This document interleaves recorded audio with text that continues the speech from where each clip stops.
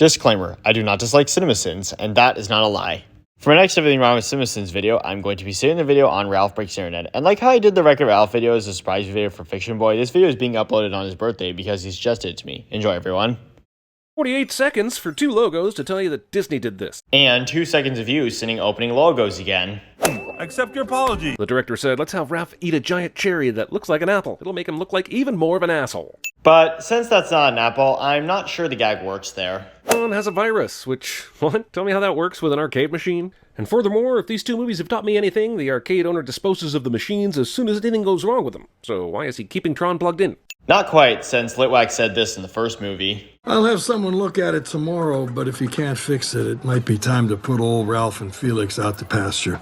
27 years, I was a total zero without any friends. Have we discussed the weirdness of different generations of video games with different advances in code, easily moving in and out of every game they want? Because that's weird, yo. Actually, the real sin here is that Ralph says he had no friends for 27 years, when the first movie made it clear that it was 30 years. Also, does nobody except Vanellope and Ralph wander from game to game in this arcade? You don't see anybody else in other games unless it's Tapper. Well, there are video game characters that attend meetings in Pac-Man, such as Badnon in the first movie and the book club in this movie. That's a plug-in alert. This is what I used to tell my college roommate whenever I thought there was a possibility of coitus in my dorm room that night. Jimmy makes an inappropriate comment cliche. The internet, which is an online community where human beings go to shop. Son explaining. And without this, Ralph and Vanellope wouldn't learn what the internet is, and they wouldn't go there after the Sugar Rush wheel breaks. Does your lame TV only have one channel? Are there TVs in Sugar Rush that play cable or something? It's a miracle this world has a TV. Are there video game characters that act in shows? For me, I see that just as a joke, so maybe just leave it at that.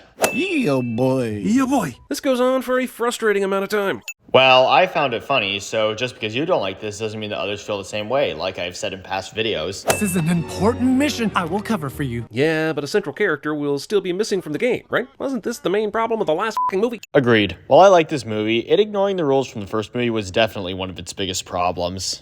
Okay, connect a network. Ralph and Vanellope picked the perfect time to go into the Wi-Fi router, as it just happens to be the very moment Litwack is turning it on and operating it. Yeah, so? Through this very strange arcane process, Vanellope and Ralph are shot through the internet. You gotta get there somehow, I suppose, but even for a warped cartoon reality, this seems like a stretch. But like you just said, this is a cartoon, so it shouldn't be too big a stretch. You know your movie is in trouble when it looks like the same world from the Emoji Movie. But the world in the Emoji Movie was just on phone, and the apps were square blocks next to each other, and Textopolis is also different from this. And the world in this movie is the internet in its entirety, with websites being buildings, avatars representing online users, and other things. I know Ralph has to have a place he can break, but why does the internet always have to be represented by some central city in TV and movies? Isn't the entire point that it's not centralized? Well, since these films show the insides of video games, it makes sense to have the inside of the internet be city-like, since it's a very big thing. Also, can we discuss how incredibly convenient it is that Litwack installed Wi-Fi in the arcade on the exact day that Sugar Rush broke? Yeah, it is, and without that, we wouldn't have a movie, Jer. Guess we know where to go if we ever need a pair of goggles. No, seriously, this is the best this movie could offer in this context. I loved you, Wreck-It Ralph. You were the animated chosen one. Now Spider-Man and his Spider-Verse has the high ground.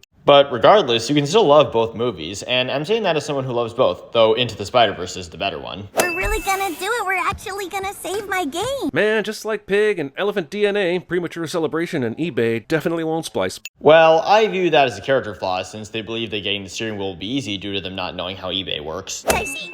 Oh, someone else is trying to win it. Come on, hurry, let's go! Not only is Vanellope able to pick out this one item in the middle of all this, there just happens to be someone bidding on it right now, and the auction is just about to run out. Pointing things out on the screen. I'll just need a credit card number. eBay didn't even need the credit card before they started bidding, or before they gave them an address to ship it, probably because they wanted to destroy Vanellope and Ralph's dreams after they thought they won it. Well, there are 2 reasons why. The first being that after you win an item you were bidding for on eBay, that's when you put in your payment info. And the second reason is that when checking out on eBay, you can put in payment info after giving a shipping address. I don't have a steering wheel. I don't have a game. I'm gameless. When did Vanellope's glitching become tied to her anxiety? I thought it was supposed to be a goddamn superpower, not a nervous tick. It is a superpower, but it also ties in with her emotions, since this movie shows her glitching whenever she feels a certain emotion. Did they seriously just walk here and are wandering through the game unattended? Like, how long have they been walking? Where was the entrance to the game itself? What are the rules of the travel in this movie? Firstly, when I rewatched the movie for this video, I assumed that they just got to Slaughter Race and have been walking for a little bit. And secondly, they got in and out of Slaughter Race through here. Look. There it is. it, movie. I'm giving up with listing how many ways you're absurdly convenient after the discovery of this super rare car within seconds of entering this game. So here's 10 extra sins to cover what I'm sure is a mountain of bullshit for the rest of the runtime. But again, movies are built on conveniences, so I therefore don't see the point of that sin count pad and will be giving out my award here. You mess with the bull, you get the horns. The Ralph and the Furious. Arbitrary movie reference. Yup, I'm quoting Captain Vader again. Vanellope has the best car in the game, and Shank does not. At this point, it's just about speed and not technique, so how the hell did she catch up to her so fast in some rando's hoopty? It's not just speed, it's also that Shank is a very skilled driver, and she even says, "You're not going to lose me that easy," when Vanellope underestimates her. Jesus, how much lucky is this? Pretty lucky.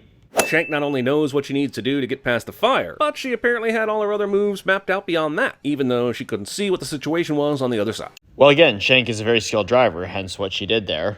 Even in video game world, a car going in reverse to catch up to this car going forward is a sin. But you just said that this is in a video game world, and I think that should let you know that this world is not real. Also, just so I'm unclear, these are NPCs in a singular video game that are making self-aware viral videos for people in the real world by using web-connected phones that are part of that game's digital environment. Do I have that wrong? No. No. I just threw my wallet and my PS4 controller at the screen. The controller and the screen broke, and once I paid to have them replaced, my wallet followed suit. Jeremy sends himself cliche.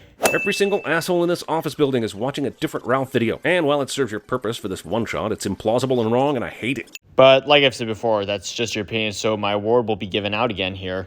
This really should have been titled We Own All the Things, and wanted to remind you about that, the movie. Well, sorry you didn't get the title you wanted, man. I'll get my mice on this. The Vanellope runs into the Disney princesses part of the movie is the best part. Unfortunately, it feels like it's already been done by Shrek the Third. Not better, mind you, just done. Sinning something you like. That's not a metaphor. I literally want a steering wheel. Then why are you sitting around with all these delightful but unnecessary characters, considering there's gotta be very little time before the item is released? Also, at this point, they know at least generally how eBay works, so why wouldn't they just let the $27,001 bid expire and then go back in and bid on it again with the revenue they have from Ralph's videos? Because if they let the bid expire, they'd lose both that and the wheel, and what supports that statement is that the Green Lady said this earlier. Look, if you don't pay within 24 hours, you will be in violation of the unpaid item policy. You will forfeit the bid and you will lose this item. And as a matter of fact, I said this to them in their comment section back in 2019, a whole year before I started this series. Vanellope sings a place called Slaughter Race, and I rolled the out of my eyes when the song started, but it's f***ing awesome. Everything that this movie should have been, smart, subversive, pointed, relevant. I'm gonna finally take a sin off for something. Much appreciated, because I agreed that this song is awesome, and it definitely deserves a sin removal, and so I'll remove a sin as well. Can I tell you something that I don't think I could ever tell Ralph? He's behind me, isn't he? I wanted to wait until this very moment to say this. But she doesn't know he's behind her since he's muted, so she thinks it's a good time to tell Shank how she's currently feeling. And the racing is super dangerous. And how dangerous is it really, though? If you get in a wreck, do you feel pain? And if you do, for how long? Can you even die? I can give two answers here. The first being his family earlier said to Ralph and Vanellope that Slaughter Race is wicked dangerous.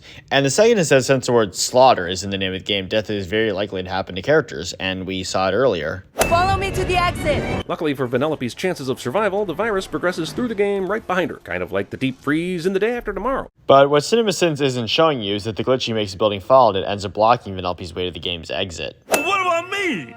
Why would I ever spend another second with you? When you can predict that a protagonist fight before the climax of the movie cliche is going to happen before you even watch the movie, you shouldn't have that cliche in your movie. And moments like this are meant to set up a conflict that'll be resolved in the third act, which is what a third act is for, and its conflicts aren't cliches. Ralph's heavy hands uncover heavy-handed symbolism. Pointing things out on the screen. What are the stakes here? Is the internet really in danger? Especially since the Ralph of Ralphs is solely focused on pursuing Vanellope. Can Ralph really be killed by King Ralph? Firstly, yes, the internet is in danger, since we previously saw different websites being destroyed by the Ralph clones looking for Vanellope. And secondly, yes, Ralph could be killed by Ralphzilla, since if that pin hit him, he'd have died, since video game characters die outside of their games. That's not how friendship works! You need to let her go! So, is the rest of the internet cool right now? It was previously overrun with all the Ralphs, but now that they've coalesced into one giant figure, I guess all the shit's back online. Actually, it isn't until after the Ralph clones disappear that the internet comes back online. Just gotta trust her, because that's what best friends do. I'd like everyone to remember that this is a 100% insecure embodiment of Ralph's codependency, and somehow it was able to be reasoned with. And it worked due to Ralph letting go of his insecurities by learning to let Vanellope go and make her own choices. Look up there! It's a big, strong man in need of rescuing. Prince Excess Machina. Actually, this isn't a Deus Ex Machina for two reasons. The first is that the movie showed the Disney princesses earlier, and the second is that the solution to this problem is being set up right now. And for a refresher, a Deus Ex Machina is a solution to a problem that comes out of nowhere without having been set up already. Yeah, okay, this Disney Princesses Rescue the Day montage is pretty funny, and sometimes clever, but the movie has spent any goodwill it had left on that f***ing Giant Ralph bullshit. Sinning something you like. And here's the end result, everybody. This in total was 144, and the sentence will be no Wi-Fi. Thank you for watching, everybody, and have a nice day.